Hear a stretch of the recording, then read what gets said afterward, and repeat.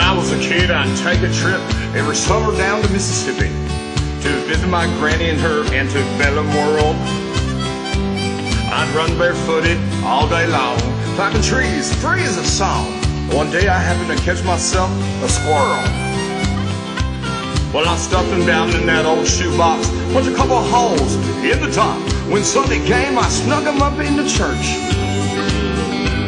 I was sitting way back in the very last pew, showing him to my good buddy Hugh, when the squirrel got loose and went totally berserk.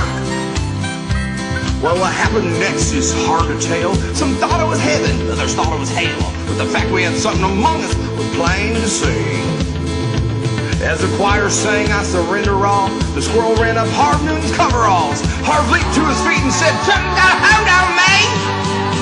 The day that squirrel went berserk in that first self-Christ church, in that sleepy little town of Pascagoula. It's a fight for survival. They broke out in revival.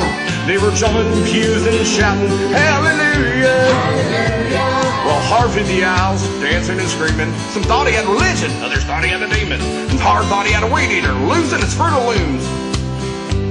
He fell to his knees to plead and beg, and the squirrel ran out of his britches leg and observed to the other side of the room. On the way down to that amen pew, where Sister Bertha sat, better than you, who'd been watching all the commotion with sadistic glee. Shoot, you should have seen the look in her eyes when the squirrel jumped up her garters and crossed her thighs. She jumped to her feet and said, "Lord, have mercy on me." As the squirrel made laps inside her dress, she began to cry and then to confess her sins that made even sailors blush with shame. She told of gossip and church tradition, and then one thing got most people's attention when she talked about her love life and started naming names. The day that squirrel went berserk in that first self-Christ church, in this sleepy little town of Pascagoula. It's a fight for survival. They broke out in revival. They were jumping pews and shouting, "Hallelujah!" Well, 7 deacons and then the pastor got saved, and $25,000 got raised, and 50 volunteered for a mission in Congo on the spot. And even without invitation, we got at least 500 rededications. We all got rebaptized, whether we needed it or not. Now, I know you've heard the Bible story, or I guess, how he parted the waters for Moses to pass, all the miracles God brought to this whole world.